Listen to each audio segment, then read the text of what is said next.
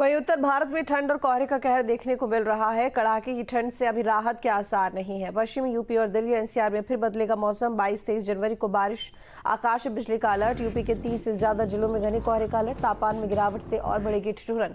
कोहरे की वजह से सड़क, रेल और हवाई यातायात प्रभावित हो रहा है। तो कड़ाके की ठंड से अभी राहत के आसार फिलहाल नहीं है। तो बता दें आपको कि ठंड लगातार बढ़ती जा रही है। पश्चिमी यूपी और दिल्ली एनसीआर में फिर से मौसम बदलेगा। 22-23 जनवरी को बारिश और आकाशीय बिजली का अलर्ट जारी किया गया है। यूपी के 30 से ज्यादा जिलों में घने कोहरे का अलर्ट है। तापमान में गिरावट से और बढ़ेगी ठिठुरन। कोहरे की वजह से सड़क, रेल और हवाई यातायात प्रभावित हो रहा है। तो ठंड फिर से बढ़ेगी और साथ ही तापमान लगातार कम हो रहा है। कोहरा बहुत ज्यादा है। शीतलहर के अटैक की वजह से ठंड बहुत ज्यादा बढ़ गई है।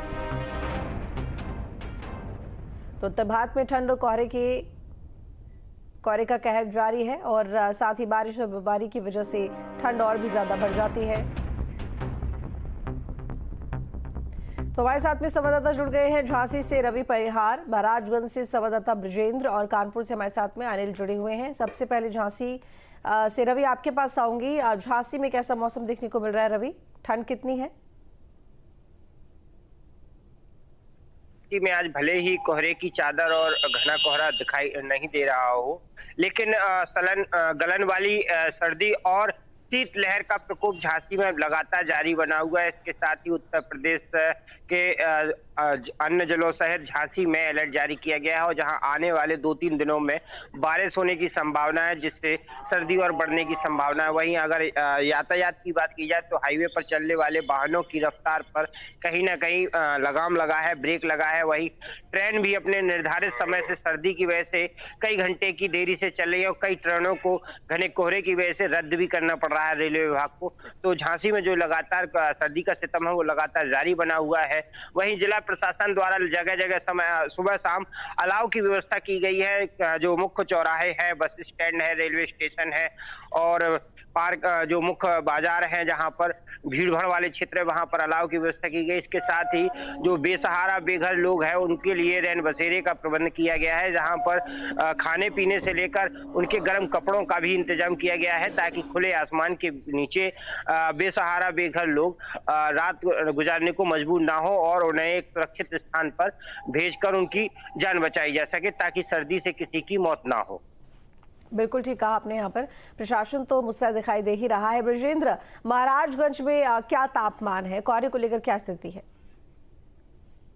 देखिए, ठंड का सितम दिन प्रतिदिन बढ़ता जा रहा है और बात करें मौसम के तापमान की तो जो पारा है वो दिन प्रतिदिन लुढ़कता जा रहा है। बात करें मौजूदा समय के हालात की तो इस समय जो मौसम का तापमान है वो 9 डिग्री सेल्सियस है, जिसकी वजह से ठंड और ठिठुरन भी बढ़ी है। बात करें सड़कों की विजिबिलिटी की तो विजिबिलिटी भी 15 से 20 मीटर के आसपास है, जिसकी वजह से जो वाहनों की रफ्तार है वो कहीं न कहीं धीमी पड़ी है। इसके साथ ही जो वाहन सड़कों पर चल रहे हैं वो अपनी गाड़ियों में लाइट के साथ साथ फॉग लाइट, इंडिकेटर जलाकर चलने को मजबूर है। साथ ही बात करें जिला प्रशासन की तैयारियों की तो जो रैन बसेरे हैं वहाँ पे चौक चौराहों पर अलाव जलाने की व्यवस्था की गई है। आप देख सकते हैं तस्वीरों में कि यहाँ पर अलाव जलाया गया है जिला प्रशासन के द्वारा, स्थानीय नगर पालिका प्रशासन द्वारा। यहाँ कुछ लोग हैं इसी से बनने का प्रयास करेंगे। चाचा, पिछली बार की अपेक्षा इस बार जो ठंड पड़ रही है वो किस तरह की है? ज्यादा ठंड पड़ रही है तो देख सकते हैं कि पिछली बार की अपेक्षा जो इस बार ठंड है वो कहीं न कहीं ज्यादा देखने को मिल रही है। लोग अपने घरों से जब बाहर निकल रहे हैं तो गर्म कपड़ों को पहन के निकल रहे हैं, पूरी व्यवस्था के साथ निकल रहे हैं और जब जरूरी काम है तभी घरों से बाहर भी निकल रहे हैं। जी ठीक है अनिल, कानपुर में कितनी ठंड देखने को मिल रही है और साथ ही स्कूलों को लेकर, बच्चों को लेकर क्या कुछ आदेश दिए गए हैं? अभी स्कूल खुले हुए हैं या कुछ और दिन बंद रहने वाले हैं? बारिश और बर्फबारी को लेकर जो बार बार मौसम विभाग की तरफ से भविष्यवाणी की जाती है, क्या अपडेट है? जी बिल्कुल तातक, जिस हिसाब से जो पश्चिमी विभोज है वो तब कम हुआ है, जिसकी वजह से उत्तर भारत की बात करें तो कहीं ना कहीं जो ठंड है पिछले दिनों की अपेक्षा आज कानपुर में थोड़ी ठंड कम है, क्योंकि जो न्यूनतम तापमान था कानपुर का अक्सर 2.5 या 3 डिग्री सेल्सियस रह रहा था, लेकिन जो आज का तापमान है वो 1.5 डिग्री बढ़ा हुआ है। तो कहीं ना कहीं जिस हिसाब से जो पश्चिमी विभोज है वो कम हुआ है, जिसकी वजह से जो सूर्य है वो टाइम से निकल रहे हैं। सुबह जब जल्दी निकल जा रहे हैं तो दिन भर कड़ाके की धूप भी रह रही है, लेकिन जिस हिसाब से दोपहर में गर्मी और रात को ठंड हो रही है, तो कहीं ना कहीं इससे मरीजों की संख्या में भी लगातार इजाफा हो रहा है, क्योंकि सर्दी और जुकाम के मरीजों की भी संख्या बढ़ रही है। आपको बता दें कि जिस हिसाब से पिछली सर्दियां थी, उसमें कानपुर में प्रतिदिन 40 से 45 ऐसे मरीज थे जो कि हार्ट अटैक के मरीज कानपुर कार्डियोलॉजी अस्पताल पहुंचे थे। तो कहीं ना कहीं जिस हिसाब से सर्दी थी अपना सितम ढा रही थी और मरीज इसी तरह लगातार बीमार हो रहे थे, वहीं जिस हिसाब से लगातार कोहरे हो रहे हैं और ठंडी पड़ रही है, उसकी वजह से लगभग ट्रेनें और बसें भी लेट हो रही है। करीबन 81 ट्रेनें ऐसी थी जो कि कल की डेट में जो कि लगभग 10 घंटे लेट रही हैं, जिसके बाद IRCTC को लगभग 2.5 लाख रुपए ग्राहकों को मुआवजा भी देना पड़ा है। तो कहीं ना कहीं जिस हिसाब से लगातार सर्दी बढ़ रही है, उस लगातार सितम ढा रही है, वही जिलाधिकारी की तरफ से आदेश किया गया है कि जो भी सड़क के किनारे लोग सो रहे हैं उनको किसी भी तरीके से उनमें ना सोने दिया जाए और उनको रन शिफ्ट किया जाए। साथ ही अगर स्कूलों की बात करें तो पिछले दिनों 18 तारीख तक के लिए जिलाधिकारी का आदेश था और शिक्षा विभाग का भी आदेश था कि जो कक्षा 8 तक के स्कूल हैं वो बंद रहेंगे और कक्षा 8 से कक्षा 12 तक के जो स्कूल हैं उनका समय जो है बढ़ा दिया गया था, जो कि 9:30 बजे किया गया था।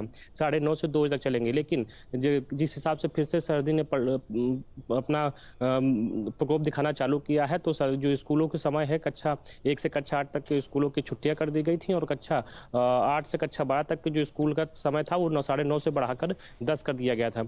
लेकिन जिस हिसाब से लगातार सर्दी बढ़ रही है उस हिसाब से देखा जा सकता है कि लगातार मरीजों को चाहे हार्ट के हों, चाहे ब्रेन स्ट्रोक के हों, चाहे श्वास के मरीज हों, लगातार इनकी भी संख्या में बढ़ोतरी हो रही है। आपको बता दें कि कानपुर के कार्डियोलॉजी अस्पताल में पिछले दिनों लगभग 5000 मरीज पहुंचे थे, जहां पे 40 मरीजों को हार्ट अटैक की पुष्टि की गई थी। तो जाहिर सी बात है सर्दी अपना सितम ढा रही है। जी ठीक है रवि, झांसी में बारिश को लेकर क्या स्थिति है, क्योंकि अलर्ट जारी किया गया है कई जिलों में जहां पर बारिश की संभावना है। लास्ट बारिश कब हुई थी झांसी में? जी, आपको बता दें कि झांसी में मौसम विभाग द्वारा अलर्ट किया गया है बारिश के लिए और आने वाले 1 से 2-3 दिनों में झांसी में बारिश होने की संभावना है। वहीं अगर बात की जाए सुबह के समय, तो जो आसमानी जो घना कोहरा होता है उसके साथ में आसमान से ओस के स्वरूप में जो ओस की बूंदें हैं वो जमीन पे सुबह सुबह जरूर उसकी बारिश होती है, लेकिन एक लगभग 9 बजे के बाद उस ओस की बूंदों की बारिश कम हो जाती है। लेकिन कहीं ना कहीं ये ओस की बूंदें किसानों के लिए काफी लाभदायक है, लेकिन जिस तरीके से अब जो बारिश होने की संभावना है उससे कहीं ना कहीं झांसी जिले में फिर से एक बार सर्दी का सितम और तेज हो जाएगा, क्योंकि जो घर से रोजमर्रा के कार्य करने वाले लोग हैं उन्हें सर्दी से निकलने के लिए काफी अभी दिक्कतों का सामना करना पड़ रहा है, क्योंकि आज भले ही घना कोहरा ना हो लेकिन सर्दी और गलन वाली सर्दी और शीतलहर का प्रकोप झांसी में लगातार इस समय जारी बना हुआ है। और जहां छोटे छोटे बच्चों की बात की जाए तो वहां पर उनके विद्यालयों की जो 1 से 5 तक के स्कूल है इनको भी बंद रखा गया है। जिला प्रशासन द्वारा साफ निर्देश दिए गए हैं कि स्कूलों को भी बंद रखा जाए। वहीं बड़े बच्चों की ऑनलाइन क्लासेस चल रही है कि ताकि घर बैठकर ही वो इस समय शिक्षा दीक्षा ले सके ताकि उनको सर्दी से बचाया जा सके। ठीक, ब्रजेंद्र, महाराजगंज में क्योंकि देखिए मौसम तो बहुत ठंडा है, ये समझ में आता है, लेकिन ऊपर से शीतलहर की वजह से जो ठंड है इसका डबल अटैक हो जाता है। लेकिन साथ ही जब बारिश बार बार होती है तो ऐसे में किसानों के लिए कहीं ना कहीं वो अच्छी होती है, खेती बाड़ी में ये बारिश अच्छी मानी जा रही है। तो महाराजगंज में किसानों का क्या कहना है मौसम को लेकर? बिल्कुल बता दें कि मौसम का जो पूर्वानुमान है वो 20 तारीख से 23 तारीख के बीच माना जा रहा है कि बारिश है, कहीं बूंदाबांदी की लोग कहीं बारिश की भी संभावनाएं दिखाई जा रही है।